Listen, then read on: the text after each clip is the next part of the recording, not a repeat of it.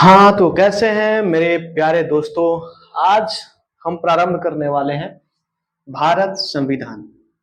और ये बिल्कुल बेसिक कंसेप्ट से स्टार्ट होगा, बिल्कुल बेसिक से। तो आप लोग इस चैनल को तो सबसे पहले कर लीजिए सब्सक्राइब, ताकि आने वाला वीडियो आपको मिल सके समय पर। और यहां पर एक ही लाइन में आपके लिए बोलना चाहूंगा कि अभी नहीं तो कभी नहीं।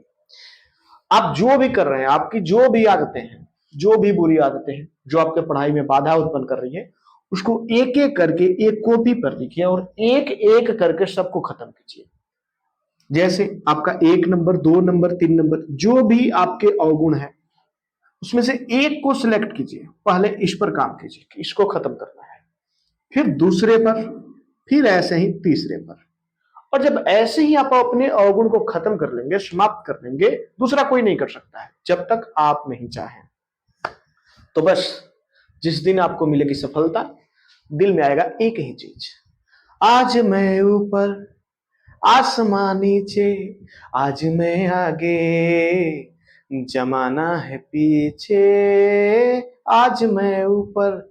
तो क्या आप भी चाहते हैं कि आपके भी अंदर ऐसी कुछ फीलिंग्स आए, कुछ भावनाएं आए जो आपको रोमांचित कर दे, रोमांच से भर दे? तो चलिए आज से प्रारंभ करते हैं और श्री गणेशाय करते हैं। एक बार आप सभी लोग अपने आराध्य देवता का नाम लीजिए। चलिए करते हैं प्रारंभ। जैसा कि आप टॉपिक देख रहे हैं, भारत संविधान, भारत का संविधान। सबसे पहले बात करते हैं संविधान का। संविधान अर्थात सम जोड़ विधान, समझो विधान। सम का मतलब क्या होता है? जो सबके लिए बराबर हो। और विधान का मतलब होता है नियम, यानी कि वे नियम जो सबके लिए बराबर हो। अब जानते हैं कि आज हमारा देश बहुत बड़ा देश है और इस पर शासन करने के लिए और इसको सुचारू रूप से संचालित करने के लिए किसी भी प्रकार का उपद्रव, किसी को कोई कष्ट, किसी के अधिकारों का कोई हनन ना हो, कोई समस्या ना हो, इसके लिए एक विधान बनाया गया है जो सबके लिए समान है, अर्थात सम है। यही है संविधान। कंप्लीटली आशा करते हैं कि संविधान का मतलब आपको समझ में आ चुका होगा। तो चलिए बढ़ते हैं आगे। लेकिन सबसे बड़ी बात यह है कि भारत के पास पहले से अपना संविधान नहीं था। ओके, भारत के पास पहले से अपना संविधान नहीं था। इस संविधान को हमने कहां से लिया? अंग्रेजों से लिया। इसलिए एक क्रेडिट तो उन्हें जाता है। ठीक है, बहुत कुछ हालांकि हमने अंग्रेजों से सीखा। किसी को कोई दिक्कत? चलिए, तो अब सबसे बड़ी समस्या ये आती है कि हमने उनसे तो सीख लिया। किनसे? अंग्रेजों से। लेकिन ये कैसे सीखा? बिल्कुल बेसिक से स्टार्ट करेंगे, चिंता मत कीजिएगा। होता क्या है कि अंग्रेज भी जब आए तो शुरू शुरू में हमें संविधान नहीं सीखा है और ना संविधान यहां पर लागू था। आखिर इसकी कहानी क्या है तो समझिए। 1600 ईस्वी में, कब? 1600 ईस्वी में कौन आया? East India Company. कौन? East India Company. इसको शॉर्टकट में हम लिख दे रहे हैं EIC, यानी ईस्ट इंडिया कंपनी। ठीक है, sorry, east India company. Short form क्यों लिखा? क्योंकि बार बार जब इसका जिक्र करना होगा तो हमें इस पर रुकना होगा और बार बार लिखना ना पड़े, इसलिए शॉर्टकट में अब हम लोग ईस्ट इंडिया कंपनी की जगह पर लिखेंगे EIC। 1600 ईस्वी में ईस्ट इंडिया कंपनी का आगमन होता है भारत में, इसके आसपास। फिर क्या होता है कि वे भारत में आए थे एक व्यापारी कंपनी बनकर के। ये अपना यहां पर एक कंपनी स्थापित करते हैं, ठीक है, अंग्रेज, और उसका नाम था ईस्ट इंडिया कंपनी। ठीक है, मैं 1757 से यहां पर लेकर के चल रहा हूं क्योंकि पीछे की चीजें ज्यादा इंपॉर्टेंट नहीं है। हम इतिहास नहीं, हम भारत का संविधान पढ़ रहे हैं, इसका क्या एक बैकग्राउंड रहा है, इसलिए हम चलते हैं। 1600 ईस्वी के 1600 ईस्वी में स्थापना होता है किसका? ईस्ट इंडिया कंपनी का, EIC का। और क्या होता है कि 1600 से प्रारंभ होता है और यही ईस्ट इंडिया कंपनी जो व्यापारिक कंपनी बनकर के आई थी, व्यापार के मुद्दे से उद्देश्य था कमाना, लाभ अर्जित करना, ये यहाँ के राज्यों का स्थिति देखते हुए और यहाँ पर अपने भारत के सबसे पहले कुछ भूखंड पर अपना अधिकार स्थापित करते हैं। हालांकि ये अधिकार स्थापित करना इनके लिए इतना आसान था नहीं, क्योंकि आप दूसरे देशों में जाकर के और अगर वहां पर आप अधिकार स्थापित कर रहे हैं तो ये इतना आसान होता नहीं है। तो इसके लिए अचानक से पूरे भारत पर आक्रमण नहीं करते हैं। हालांकि एक व्यापारिक कंपनी एक राजनीतिक शक्ति बन जाती है। क्या बन जाती है? राजनीतिक शक्ति, यानी कि राजनीति में भाग लेने लगती है। अब ऐसा कब हो रहा है तो चलिएगा थोड़ा ध्यान से समझिएगा। ऐसा तब होता है जब ये भारत के कुछ भूखंडों पर अपना अधिकार कर लेते हैं और प्रारंभ करते हैं 1757 से। 1757 में ये क्या करते हैं? प्लासी का युद्ध जीतते हैं और 1700 कब 64 में, ठीक +7 ईयर्स। कितना? +7 ईयर्स। एक मिनट,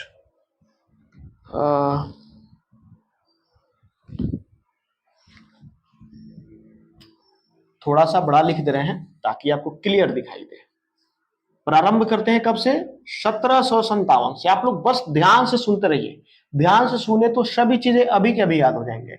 1757 से प्रारंभ कीजिए और इस समय होता है प्लासी का युद्ध, दूसरा युद्ध। हालांकि इस बीच में इन्होंने और सारे युद्ध किए हुए हैं, लेकिन ये निर्णायक युद्ध है जो इस कंपनी के वृद्धि और भारत में राजनीति हस्तक्षेप करने के लिए सबसे ज्यादा महत्वपूर्ण था। ठीक इसके 7 साल बाद, कितने साल बाद? 7 साल बाद। बहुत सारे लोगों को जो होती है समस्या कि हमको जो डेट है, तिथि है, याद नहीं रहता है, सब याद होगा, चिंता मत कीजिए। ठीक 7 साल बाद यानी कि 1764 में बक्सर युद्ध, और ये दोनों युद्ध बड़ा निर्णायक होता है और इन दोनों में जो ईआईसी है, ईस्ट इंडिया कंपनी, ये विजयी होती है। क्या होती है? विजयी होती है और इस प्रकार इन्हें भारत का एक भूखंड मिल जाता है अपना अधिकार करने के लिए। प्रारंभ यहीं से होता है। देखिए, लेकिन संविधान कैसे आता है? यहीं से प्रारंभ हो रहा है। अभी तक तो सब कुछ अच्छा से चल रहा था, लेकिन अचानक से 67-68, 64 के बाद 67-68 से इनकी स्थिति बिगड़ने लगती है। अब ऐसा क्यों होता है, पहले ध्यान से समझिएगा। आखिर ईस्ट इंडिया कंपनी, पहला सवाल, ईस्ट इंडिया कंपनी ही भारत पर अपना साम्राज्य स्थापित करने में सफल हुई, क्यों? तो पहला चीज, ईस्ट इंडिया कंपनी जब स्थापित हुई तो यह प्रत्येक वर्ष ब्रिटिश सरकार को मोटे तौर पर रकम देती थी। पहला फायदा ब्रिटिश सरकार को। दूसरा फायदा कि ये इसके अलावा अन्य जगहों पर भी अपना पकड़ मजबूत किए थे और इसलिए ब्रिटिश सरकार को इस पर क्या था? बहुत ज्यादा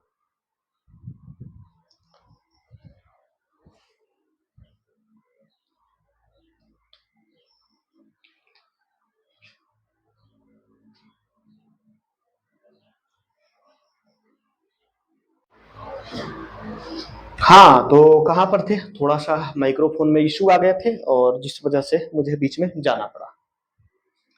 तो होता यहां पर यह है कि 1764 ईस्वी में सब कुछ अच्छा है और ईआईसी को ना यहां पर एकाधिकार एकाधिकार प्राप्त था। क्या प्राप्त था? एकाधिकार। एकाधिकार मतलब केवल इन्हीं को अधिकार प्राप्त था कि यह भारत या फिर भारत के पूर्वोत्तर क्षेत्रों में ये क्या कर सकते हैं? व्यापार कर सकते थे। एकाधिकार व्यापार के मतलब एकाधिकार मतलब एक को ही अधिकार मिला था। ठीक है, इनको व्यापार के क्षेत्र में एकाधिकार प्राप्त था। किनको? ईस्ट इंडिया कंपनी को। अब इनको एकाधिकार प्राप्त था तो इस कारण से एकाधिकार क्यों प्राप्त था, इसका कारण तो आप समझ गए होंगे। ये बाकी क्षेत्रों में भी सफलता पाए थे। ठीक है, और इनको एकाधिकार प्राप्त करने का एक और कारण था। वो कारण था कि अगर दो या दो से अधिक जो ब्रिटिश कंपनियां हैं अगर एक साथ होती तो हो सकता था कि उनमें आपस में होड़ होता और वे ही आपस में क्या कर लेते, क्योंकि प्रत्येक कंपनी चाहता है मैं उसको टेक ओवर करके आगे निकलूं। तो ब्रिटिश सरकार ने यह चीज सोचा और केवल ईस्ट इंडिया कंपनी को ही भारत में व्यापार करने का अधिकार दिया। इस प्रकार ईआईसी को एक अधिकार प्राप्त था। पहला चीज। अब ईआईसी क्या ये भी सोचता था कि मेरे अलावा कोई यहां पर ना आए, इसलिए ईआईसी क्या करता था, ब्रिटिश सरकार को मोटे रकम दिया करता था प्रत्येक वर्ष। लेकिन होता क्या है, 1767 में, 68 ले लीजिए, 1768 में, प्रत्येक चीज ध्यान समझिएगा, 1757 में प्लासी का युद्ध होता है और 64 ठीक 7 साल बाद बक्सर का युद्ध होता है। ठीक है, अब अगर आपको कभी कंफ्यूजन हो कि 57 में प्लासी हुआ था या बक्सर, तो पहले 57 या फिर 64, तो पहले 57, तो पहले प या ब, पहले प, अर्थात 57 में प्लासी और 64 में बक्सर। ठीक 4 साल बाद, 4 साल बाद 68 में, जहां तक ईआईसी जो है ब्रिटिश सरकार को बहुत सारे मोटे रकम दिया करती थी, लेकिन धीरे धीरे इसका स्थिति इतना खराब हो जाता है ईआईसी का कि ये क्या करता है कि 1768 में ये ब्रिटिश सरकार से ही लोन की गुजारिश करता है। ब्रिटिश सरकार से किसकी गुजारिश करता है, लोन की गुजारिश करता है। किसकी गुजारिश करता है, लोन का। पहला चीज ये तो कंप्लीट हुआ। अब क्यों करता है, क्योंकि इसका स्थिति क्या है, दयनीय है। ठीक है, अब यहीं पर जो ब्रिटिश सरकार है इसको चिंता हो जाती है कि मेरा तो एक यहां पर एकाधिकार प्राप्त था इस कंपनी को, इसके अलावा कोई कंपनी है नहीं वहां पर, और अगर ये डूब गई या फिर असफल हो जाती है तो जो ये मोटे रकम मिल रहे थे ब्रिटिश सरकार को, ये मिलना बंद हो जाएगा। अतः यहीं से क्या होता है कि ब्रिटिश सरकार अब अलग अलग एक्ट लगाना प्रारंभ करती है भारत में, और यहीं से प्रारंभ होता है संसदीय व्यवस्था। तो ध्यान समझिएगा, अब भारत में आगमन होने वाला है किसका, सबसे पहला एक्ट, सबसे पहला एक्ट, ध्यान से थोड़ा समझिएगा। और अब पहला जो एक्ट था वो कौन सा एक्ट था, पहला जो एक्ट था वो था regulating act, regulating act, sorry regulating act. कब, 1773 में, 1773 में पहला एक्ट आता है रेगुलेटिंग एक्ट। अब ध्यान समझिएगा, इसमें अगर कंफ्यूजन हो तो सबसे पहले समझिए, आप एक वर्ड सुने होइएगा रेगुलेटर, क्या चीज, रेगुलेटर। कहां, अगर आप गैस पर कभी खाना बनाए हो तो उसका रेगुलेटर हम खोलते हैं तो क्या वो जलने लगता है, और अगर रेगुलेटर बंद करते तो फिर गैस चलना बंद हो जाता है। मतलब कुल मिलाकर रेगुलेटर से हम काम क्या करते हैं, नियंत्रित करते हैं हम गैस चूल्हे के तापमान को, बढ़ाएंगे तापमान बढ़ेगा और घटाएंगे तापमान घटेगा। यानी कि अब आप समझ गए होंगे कि ये रेगुलेटिंग एक्ट आखिर है क्या। तो जो ब्रिटिश सरकार ये चीज देख चुकी है कि जो कंपनी इतना प्रोग्रेस कर रही थी आज उसे लोन लेना पड़ रहा है, ऐसा कंडीशन आ गया है, तो ये क्या करते हैं, इसको रेगुलेट करने के लिए, इस कंपनी को नियंत्रित करने के लिए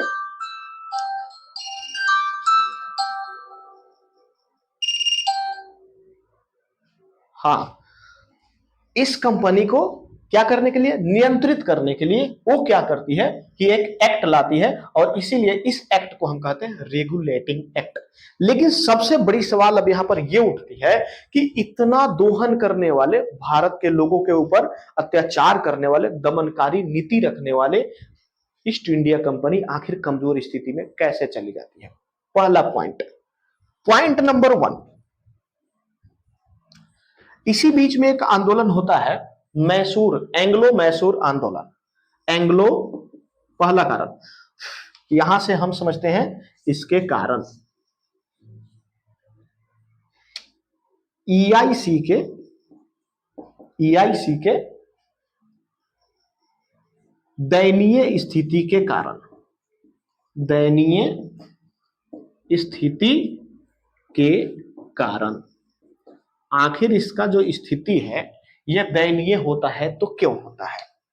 तो नंबर 1 कारण, पहला कारण कि ईआईसी का कर्मचारियों पर पूर्ण नियंत्रण नहीं था, पूर्ण नियंत्रण का अभाव। ठीक है, यानी कि ईआईसी के पास उतनी अभी शक्ति नहीं मिली थी कि ये अपने कर्मचारियों पर पूर्ण नियंत्रण कर सके। इस वजह से क्या होता था कि इसके जो कर्मचारी थे, इधर कंपनी का स्थिति बिगड़ते जा रहा है, लेकिन इसके जो कर्मचारी थे ये धनी होते जा रहे थे, इनकी स्थिति सुधर रही थी। अब आप समझ रहे होंगे कैसे कंपनी का स्थिति बद से बदतर होते जाए, और अगर उसके जो कर्मचारी हैं वो अगर धनी होते जाए, सिंपल सी बात है कि वो घूसखोरी की तरफ बढ़ रहे हैं। तो इसके जो कर्मचारी थे वो क्या करते थे, भारतीयों से उपहार लेते थे, घूस लिया करते थे, ठीक है, और अपना अलग से व्यापार करते थे, इस कंपनी पर ध्यान ना दे करके खुद का काम किया करते थे, ठीक है, ताकि अधिक से अधिक मुनाफा कमाया जा सके। 1773 आता है तो इन्हीं कर्मचारियों के ऊपर क्या करता है, पहला पाबंदी लगाता है कि आप अलग से व्यापार नहीं कर सकते हैं, मतलब निजी व्यापार पर बैन कर दिया, जो करेंगे उनको निकाल दिया जाएगा, ठीक है। दूसरा चीज, इसको क्या किया जाता है, कुछ पावर दिया जाता है ईआईसी को कि आप इन पर नियंत्रण कर सकते हैं। हालांकि इसकी चर्चा हम आगे करेंगे, अभी हम समझ रहे हैं कि आखिर कारण क्या था कि ईआईसी का स्थिति खराब हो रहा है। दूसरा कारण क्या था, तो 1768 में, कब, 1768 में आप यहां पर ब्रिटिश सरकार से लोन ले रहा है, क्यों, क्योंकि इसकी आर्थिक स्थिति हो चुकी है खराब। और 69 में क्या होता है, 69 में क्या होता है कि वर्षा कम होती है, वर्षा कम होने के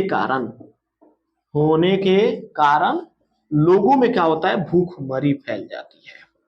अब ये भूखमरी क्यों फैलती है, तो एक जब इसका आर्थिक स्थिति खराब होता है ईआईसी का, तो ये टैक्स बढ़ा देता है लोगों के ऊपर, और लोगों के पास तो खाने के लिए पैसे नहीं थे, फिर टैक्स कहां से देंगे। दूसरी, उस समय मौसम का मार कि वर्षा कम हुआ, जिस वजह से याद रखिएगा कि 1/3 जनसंख्या मर जाती है, 1/3 भाग जनसंख्या क्या हो जाता है, मर जाता है, अर्थात प्रत्येक 3 में से 1 व्यक्ति भूखमरी के कारण मर जाते हैं उस क्षेत्र के, बंगाल के। अब आप समझ सकते हैं कि प्रत्येक 3 व्यक्ति में से 1 व्यक्ति मर गया, और क्यों मरा, भूख के कारण, तड़प तड़प के, किसी बीमारी से नहीं, भूख के कारण, खाने को नहीं मिल रहा था। आप स्थिति को समझिए, बंगाल के 1/3 भाग जनसंख्या भूखमरी के कारण मर गया। वो ना पैसे के अभाव में मर रहा है, ना वो किसी बीमारी से मर रहा है, क्या तो भोजन नहीं है उनके पास, पैसों की बात छोड़िए, भोजन तक नहीं है। और ऐसे स्थिति में ईआईसी क्या करती है, इनके ऊपर टैक्स बढ़ा देती है, ठीक है। और ये चीज ब्रिटिश सरकार को पता चलता है, ब्रिटिश सरकार समझ रही है कि अब लोगों में विद्रोह की भावना फैल सकती है, अतः अब इसको अपने नियंत्रण में लेना आवश्यक है। और ये क्या करती है, ब्रिटिश सरकार ईआईसी के कुछ अधिकारों को अपने नियंत्रण में ले लेती है, ठीक है। तो दूसरा कारण तो ये हुआ। तीसरा कारण ये है, मैसूर और एंग्लो मैसूर, यानी कि अंग्रेजों और मैसूर के बीच में एक आंदोलन होता है। थोड़ा सा इसको हम साफ कर रहे हैं।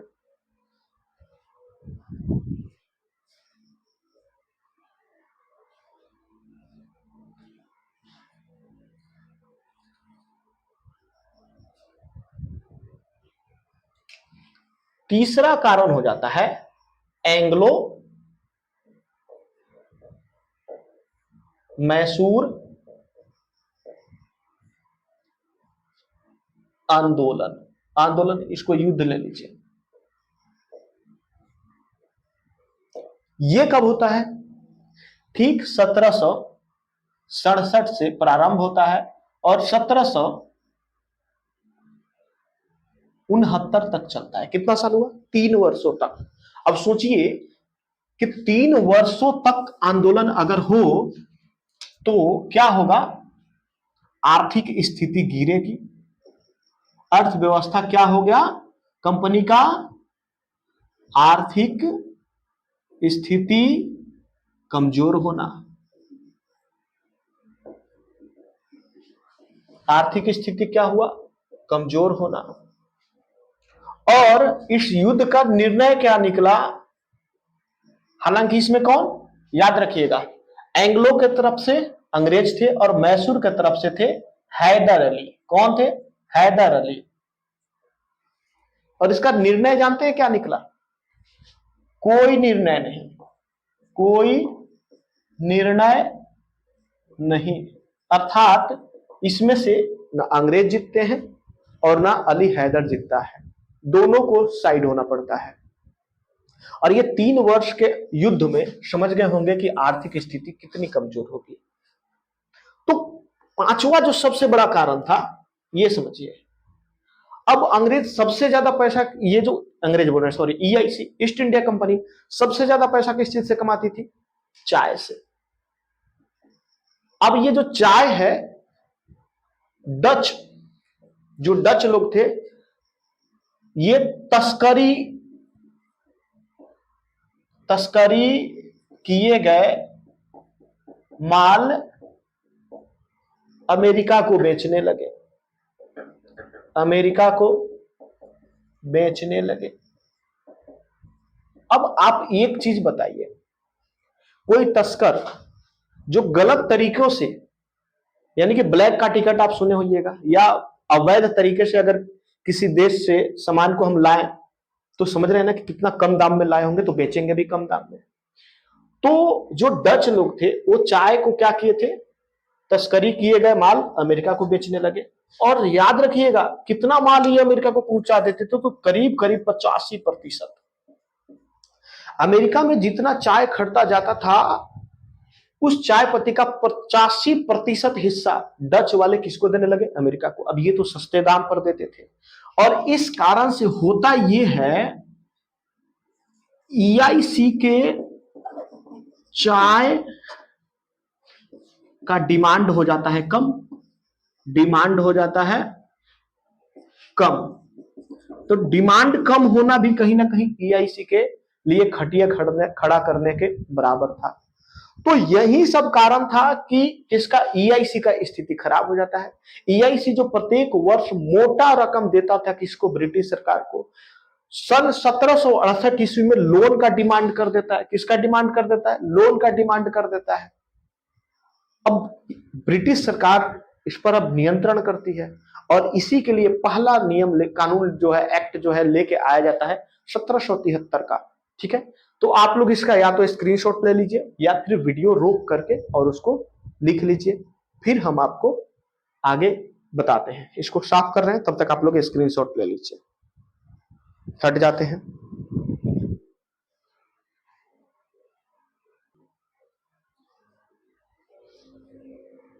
ठीक है, तो चलिए हम इसको कर देते हैं अब साफ। बहुत ही रोचक, बहुत ही ज्यादा आपको समझ में आने वाला है। ठीक है, इसको ध्यान से बस देखते चलिए आप लोग।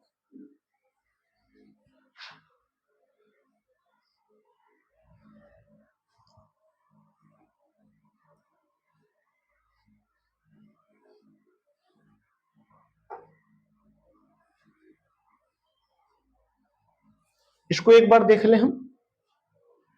क्या था? 1600 में ईआईसी स्थापित होती है। 1657 में प्लासी का युद्ध, पहला युद्ध प्लासी।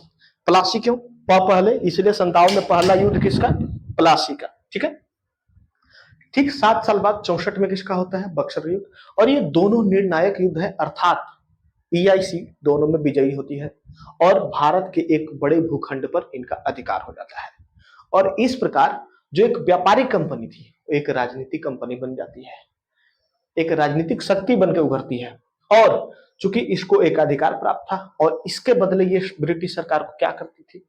मोटे रकम दिया करती थी प्रत्येक वर्ष। ठीक है, लेकिन कुछ वजहों से इसका जो ईआईसी का जो है इकोनॉमिक जो है वो लड़खड़ा जाता है, और फिर ब्रिटिश सरकार को लगता है कि नहीं, अब इस पर कंट्रोल करना जरूरी है। ठीक है, उसका कारण क्या था? 1768 में ब्रिटिश सरकार से जब ये लोन लेता है, तो ब्रिटिश सरकार को ये चीज समझ में आता है, आखिर लोन की मांग क्यों होती है? तो दयनीय स्थिति का कारण समझिए। पहला, ईआईसी का कर्मचारियों पर इसका पूर्ण नियंत्रण नहीं था। ये क्या करते थे? खुद से निजी व्यापार भी कर लेते थे। भारतीयों से क्या करते थे? घूस वगैरह ले लेते थे, उपहार ले लेते थे। ठीक है, और 1769 ईस्वी में वर्षा कम होती है, और जिस वजह से क्या होता है? भूखमरी बढ़ती है। हालांकि ये टैक्स बढ़ा देती है कंपनी, और बंगाल के 1/3 पार्ट लोग क्या हो जाते हैं? मर जाते हैं भूख के कारण। ठीक है, और सारा इसका क्या कारण है? और सारा कारण क्या है, तो 3 वर्षों तक लगातार मैसूर से युद्ध होना, ठीक है। वहां के राजा कौन थे, हैदर अली। 3 वर्षों तक, और निर्णय क्या निकला, तो कुछ नहीं, दोनों तटस्थ रहे, ठीक है। और उसके बाद क्या होता है, तो जो डच लोग थे, डच के, वे क्या करते थे, वे चाय को यहां से ले जाकर के और गलत तरीके से पहुंचा देते थे। जो तस्करी किए गए जो चाय वाला माल था, उस माल को अमेरिका में बेच देते थे, और इससे अमेरिका का 85% चाय का जो जरूरत था वो पूरा हो जाता था। कुल मिला के 15% अब डिमांड होती थी किनसे, एआईसी से। अब एआईसी का इससे भी बहुत बड़ा घाटा हुआ। कुल मिलाकर के ये सब देखने के बाद अब ब्रिटिश सरकार समझ चुकी है कि इस पर नियंत्रण करना आवश्यक है, नियंत्रण करना आवश्यक है। हाँ बोलो, क्या क्या क्या?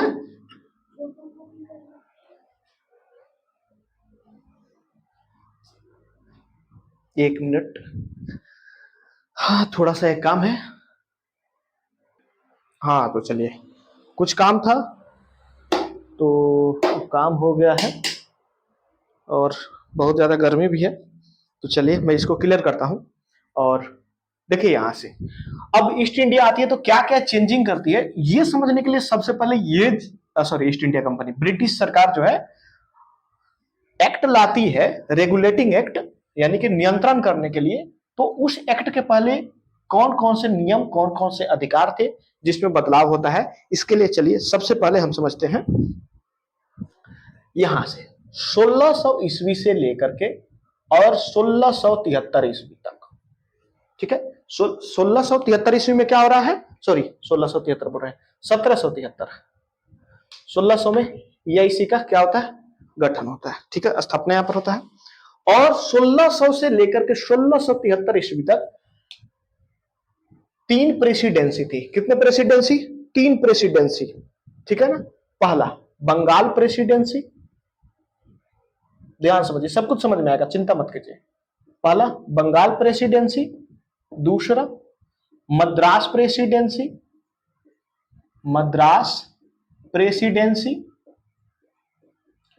तीसरा, मेरा हिंदी थोड़ा वीक है, उस पर ध्यान मत दीजिएगा, लिखावट पर थोड़ा सा गलत हो जाए तो कोई दिक्कत नहीं। तीसरा जो था वह था बंगाल, बंगाल तो हो गया, मद्रास हो गया, अब बम्बई, उसको क्या बॉम्बे उस समय बोला जाता था, बॉम्बे प्रेसिडेंसी, ठीक है। 3 प्रेसिडेंसी, ये तीनों प्रेसिडेंसी किसको रिपोर्ट करते थे, तो ये तीनों प्रेसिडेंसी रिपोर्ट करते थे कोर्ट ऑफ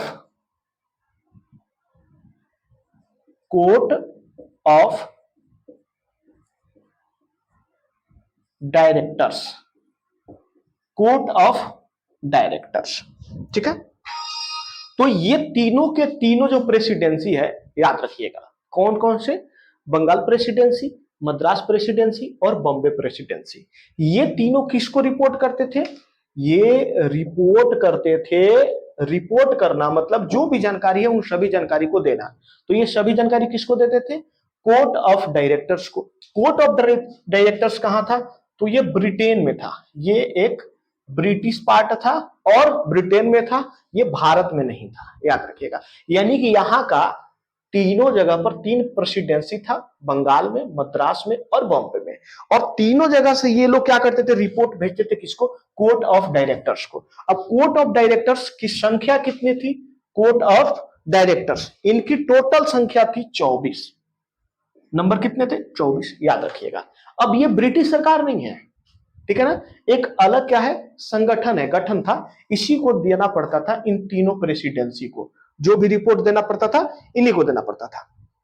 अब इसमें क्या रहा है कि 1773 में जो रेगुलेटिंग एक्ट था, हम आरए लिख दे रहे हैं, आर एक्ट, ठीक है, जो रेगुलेटिंग एक्ट था, इसके माध्यम से क्या किया जा रहा है कि जो बंगाल के प्रेसिडेंसी थे, और इन तीनों का ना, इन तीनों का क्या था, अपना अपना, तीनों का अपना अपना एक गवर्नर होता था, याद रखिएगा क्या होता था, तीनों का अपना अपना गवर्नर होता था। बंगाल प्रेसिडेंसी का भी एक गवर्नर, मद्रास प्रेसिडेंसी का भी एक गवर्नर और बॉम्बे प्रेसिडेंसी का भी एक गवर्नर, ठीक है। और ये तीनों गवर्नर अपना अपना रिपोर्ट, अपने अपने क्षेत्र का रिपोर्ट किसको देते थे? कोर्ट ऑफ डायरेक्टर्स को, ठीक है। और इनकी संख्या कितनी थी? 24 थी, याद रखिएगा। तो रेगुलेटिंग एक्ट 1773 का मतलब उसको उसी के माध्यम से क्या किया जाता है, बंगाल का जो प्रेसिडेंसी का जो गवर्नर था, बंगाल प्रेसिडेंसी के गवर्नर का जो पद था, गवर्नर का पद बदलकर यहीं से प्रारंभ होता है क्या चीज? जनरल गवर्नर, जनरल गवर्नर, याद रखिएगा, जनरल गवर्नर। अब यहां से क्या होता है कि जनरल गवर्नर बनाया जाता है। अब इसके जो प्रथम जनरल गवर्नर थे ये थे वारेन हेस्टिंग्स, वारेन हेस्टिंग्स, याद रखना है। इसके जो पहले गवर्नर थे ये कौन थे? वारेन हेस्टिंग्स थे, ठीक है। अब यहां पर अगला पॉइंट क्या होता है, यहां पर एक और पॉइंट था, तो एक चेंजिंग यहां पर क्या किया गया, 1773 के रेगुलेटिंग जो एक्ट था इसको लगाया गया। और जहां तीनों पर जो एक एक गवर्नर थे, तो बंगाल के जो गवर्नर थे वहां पर गवर्नर का पद बदल करके और जनरल गवर्नर कर दिया गया। पहला जनरल गवर्नर कौन बनते हैं? Warren Hastings. अब यहां पर एक और पॉइंट क्या आता है, ये तीनों गवर्नर जहां कोर्ट ऑफ डायरेक्टर्स को रिपोर्ट करते थे, अब क्या हुआ, मद्रास गवर्नर, मद्रास प्लस कौन? बॉम्बे, ये दोनों गवर्नर अब रिपोर्ट करेंगे किसको? ये रिपोर्ट करेंगे बंगाल गवर्नर जनरल को, बंगाल के गवर्नर जनरल को ये रिपोर्ट करेंगे। और बंगाल का जो गवर्नर जनरल है ये रिपोर्ट करेगी किसको? किसको रिपोर्ट करेगी? ये रिपोर्ट करेगी कोर्ट ऑफ डायरेक्टर्स को, कोर्ट ऑफ डायरेक्टर्स को, ठीक है। हालांकि इनकी संख्या अभी भी 24 है, इसमें कोई बदलाव नहीं किया गया है। अब यहां पर जो गवर्नर जनरल है इसके सहायता के लिए, ठीक है, लेकिन यहां पर एक पॉइंट और है। वो पॉइंट ये है कि इस समय दोहरा शासन बक्सर में था, बक्सर में दोहरे शासन का अंत, दोहरे शासन का अंत किया जाता है।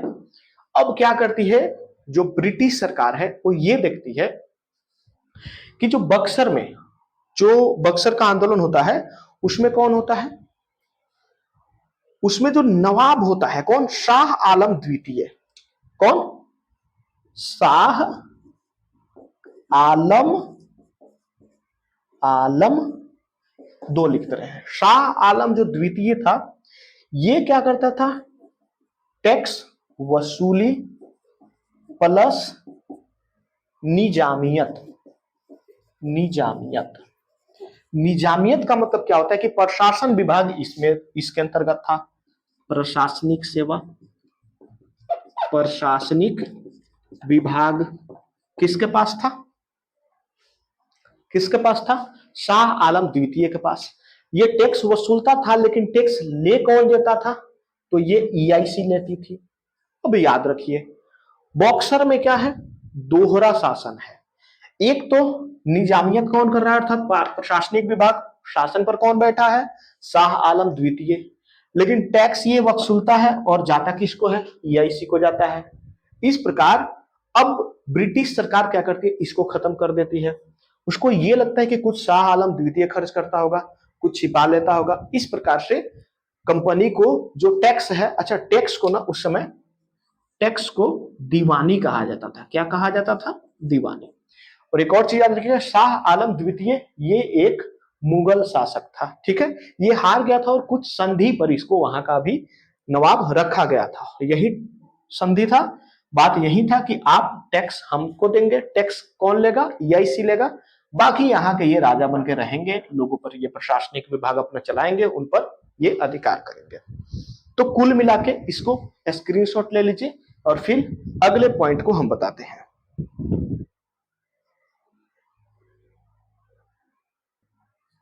चलिए, हो गया। अब ध्यान समझिएगा, इसको एक बार और समझाते रहे हैं। ईआईसी क्या कमजोर पड़ रही थी, ईआईसी के पास पूरा कंट्रोल नहीं था कर्मचारियों का, इसलिए ईआईसी को अब यहां पर क्या किया जा रहा है, बंगाल प्रेसिडेंसी के जो गवर्नर हैं इनको थोड़ा सा पावर दिया जा रहा है और गवर्नर का पद बदल करके इनको जनरल गवर्नर बना दिया जा रहा है। क्या बना दिया जा रहा है, जनरल गवर्नर बना दिया जा रहा है, ठीक है ना। जनरल गवर्नर, ये कुछ उल्टा नहीं लग रहा है, sorry, governor general, governor general, general governor नहीं, अन्यथा ये सामान्य गवर्नर हो जाएंगे, गवर्नर जनरल, सॉरी, इसके लिए क्षमा चाहते हैं, गवर्नर जनरल, गवर्नर जनरल। चलिए यहां ठीक है, यहां पर गलत कर दिए थे, ठीक है, गवर्नर जनरल। तो गवर्नर जनरल जो केवल पहले गवर्नर थे इनको गवर्नर जनरल बना दिया जा रहा है और ये बोला जा रहा है कि जो मद्रास प्रेसिडेंसी के गवर्नर हैं, जो बॉम्बे प्रेसिडेंसी के गवर्नर है, जहां पर ये तीनों गवर्नर कोर्ट ऑफ डायरेक्टर्स को क्या कर रहे हैं, रिपोर्ट कर रहे हैं। अब ये दोनों रिपोर्ट करेंगे इसके बंगाल प्रेसिडेंसी के गवर्नर जनरल को, ये दोनों किसको रिपोर्ट करेंगे, बंगाल गवर्नर जनरल को, और ये रिपोर्ट करेगा किसको, किसको रिपोर्ट करेगा, सीओडी को। सीओडी मतलब कोर्ट ऑफ डायरेक्टर्स, ठीक है ना, ये कोर्ट ऑफ डायरेक्टर्स को ये करेगा। कोर्ट ऑफ डायरेक्टर्स की संख्या कितनी थी, 24 थी, ठीक है। फिर जो द्वैध शासन था, जो दोहरा शासन था, दोहरी जो शासन व्यवस्था था बक्सर में, जहां पर दो लोग शासन कर रहे थे, उसको समाप्त किया जाता है, ठीक है। अब इस दोनों में क्या था, तो राजा के पास था निजामियत, ये वहां के लोगों पर अपना प्रशासनिक व्यवस्था लागू करता था, वहां के लोगों को कंट्रोल में रखता था, बस एक राजा की तरह। बाकी सब कुछ किसके हाथ में था, ईआईसी के हाथ में था। जो भी वहां पर दीवानी कलेक्शन होता था, मतलब टैक्स, वो कौन ले जाता था, ईआईसी ले जाता था। तो इसको क्या कर दिया जा रहा है, समाप्त कर दिया जा रहा है और पूरी तरह से उस पर किसका अधिकार हो जाता है, मतलब कि निजामियत भी उससे छीन ली जाती है, ठीक है। चलिए आगे देखते हैं।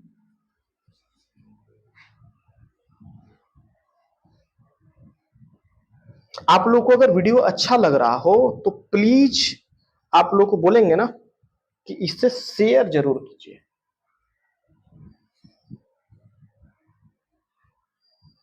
सोलह सौ से लेकर के 1773 तक कितने प्रेसिडेंसी थे, तीन, तीनों का क्या था, एक एक गवर्नर, तीनों गवर्नर किसको रिपोर्ट करते थे, सीओडी को, कोर्ट ऑफ डायरेक्टर्स। बाद में क्या होता है, 1773 के एक आने के बाद क्या होता है, बंगाल के जो गवर्नर थे उनको बना दिया जाता है गवर्नर जनरल, और जो द्वैध शासन था उसको क्या कर दिया जाता है, हटा दिया जाता है।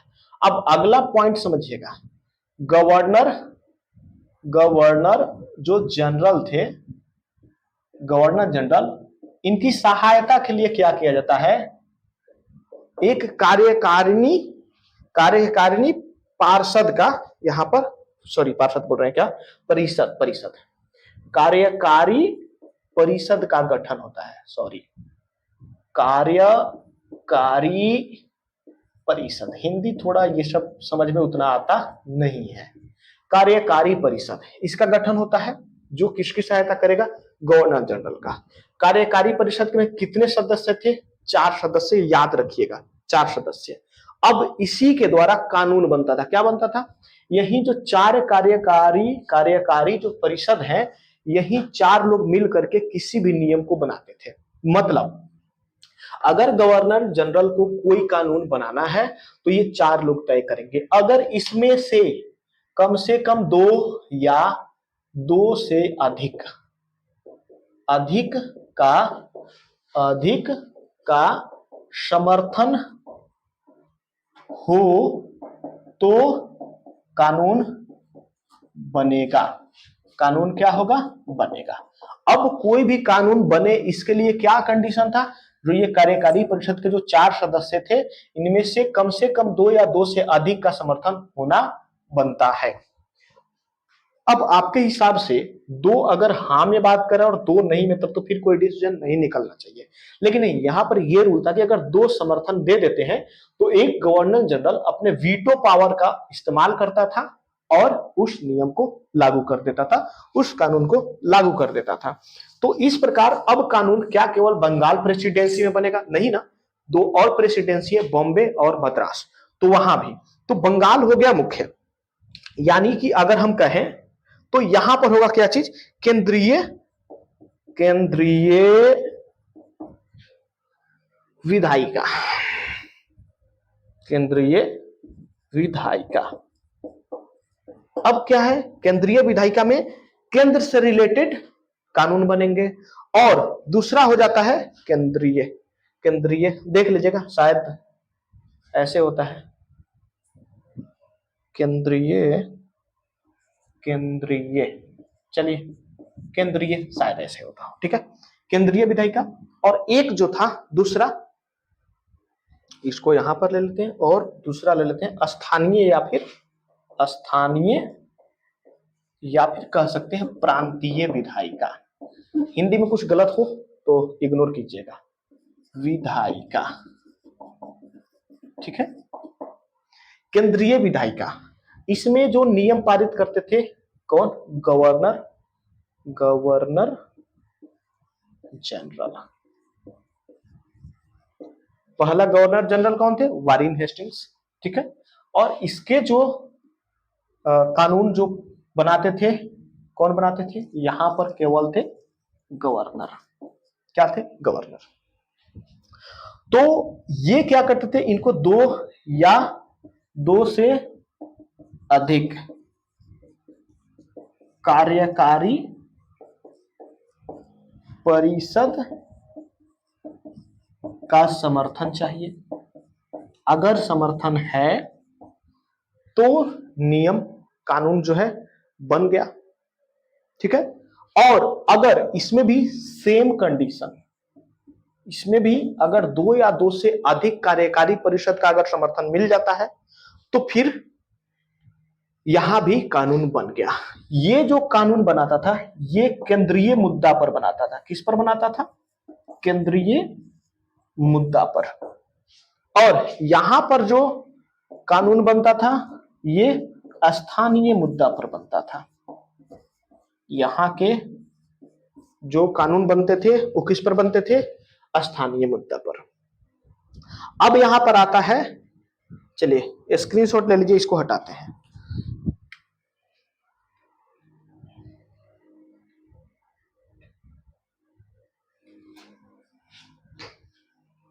ठीक है, हटा दें।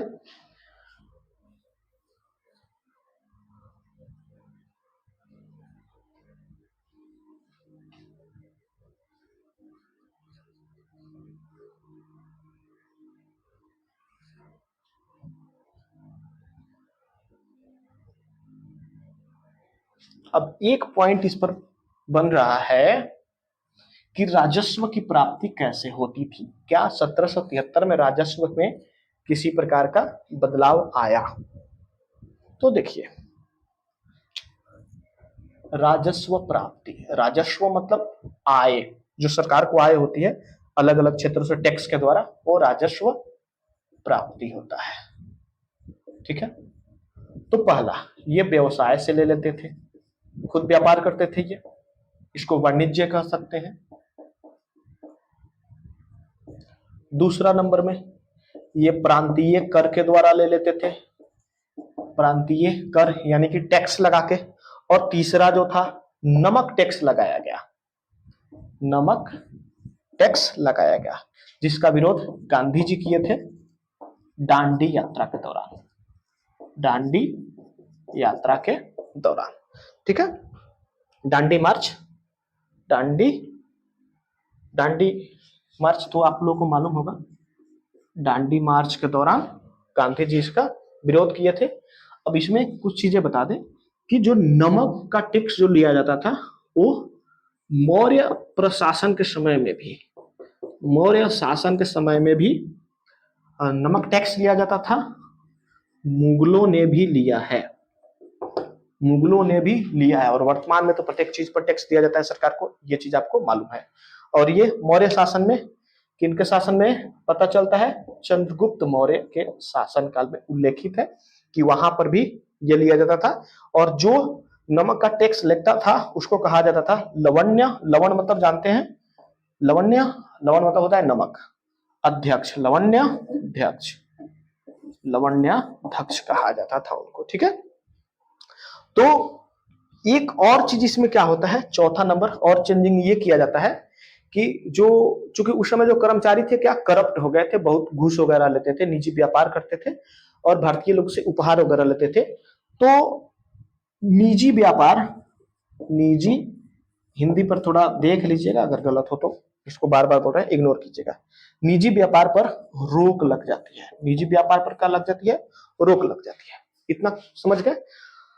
अब पांचवा नंबर क्या होता है, ईआईसी को कंट्रोल करने के लिए, इस पर नियंत्रण रखने के लिए, क्योंकि डर था ब्रिटिश सरकार को ईआईसी अगर गई तो मतलब जो इतना रकम जो एक पकड़ बना है भारत के इन क्षेत्रों पर वो खत्म हो जाएगा। तो इस पर नियंत्रण के लिए 1774 में सुप्रीम कोर्ट की स्थापना होती है। कहां होता है, तो कलकत्ता में। कहां, कलकत्ता में होता है, ठीक है। ठीक है, किसी को दिक्कत। अब स्थान क्या होता है कलकत्ता में, वह स्थान होता है फोर्ट विलियम, ठीक है, फोर्ट विलियम, याद रखिएगा, विलियम, फोर्ट विलियम होता है। कुल मिलाकर के क्या क्या चेंजिंग हुआ ये तो आप समझ गए। पहला क्या था कि पहले जहां 3 प्रेसिडेंसी थे उसके जगह पर जो तीनों प्रेसिडेंसी के एक एक गवर्नर होते थे, अब बंगाल के जो प्रेसिडेंसी के जो गवर्नर थे उस पद को हटा करके और वहां पर ला दिया गया, थोड़ा सा पावर दिया गया और वहां पर बना दिया गया क्या चीज, गवर्नर जनरल, ठीक है, पद बदल करके। पहला जो गवर्नर जनरल थे वो थे कौन, वारेन हेस्टिंग्स, ठीक है, वारेन हेस्टिंग्स। अब क्या होता है कि बाकी जो बम्बई प्रेसिडेंसी के जो गवर्नर थे और मद्रास प्रेसिडेंसी के, ये किसको रिपोर्ट करेंगे, ये रिपोर्ट करेंगे गवर्नर जनरल को जो कहां के थे, बंगाल के। और ये रिपोर्ट करेंगे सीओडी को, कंट्रोल ऑफ बोर्ड को। इनकी संख्या कितनी थी, 24 थी। तो देखिए क्या क्या चेंजिंग किया जा रहा है। पहले केवल ये 3 थे और ये तीनों डायरेक्ट करते थे सीओडी को, कोर्ट ऑफ डायरेक्टर्स को, लेकिन अब नहीं, ये दोनों करेंगे गवर्नर जनरल को और गवर्नर जनरल करेगा कोर्ट ऑफ डायरेक्टर्स को, यानी कि सीओडी को, ठीक है। उनकी संख्या कितनी थी, 24 थी। पहले जो इसके कर्मचारी जो थे ईआईसी के, ठीक है, वो निजी व्यापार कर सकते थे लेकिन उस पर बैन कर दिया गया। तीसरा चीज, पांचवा चीज, एक और चीज इसमें किया गया था, आप भारतीय लोगों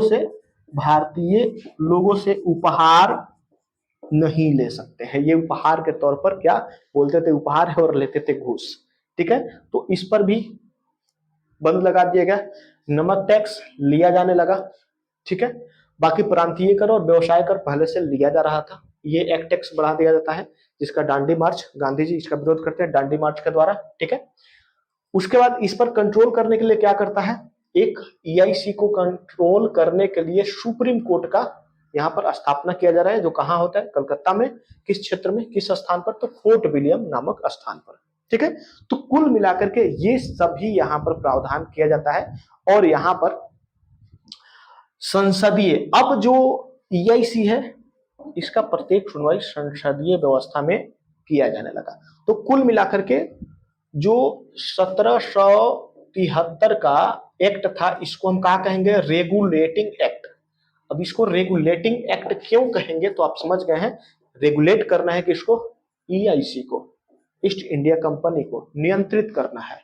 हालांकि इसके अगले एक्ट में जब अगला एक्ट लगता है तो इस पर नियंत्रण और ज्यादा बढ़ाया जा रहा है, ठीक है। अभी क्या है, कम नियंत्रित किया गया है, फिर अगले एक्ट में ज्यादा नियंत्रित किया जाता है और इसमें जो कमियां होती है उसको सुधारा जाता है।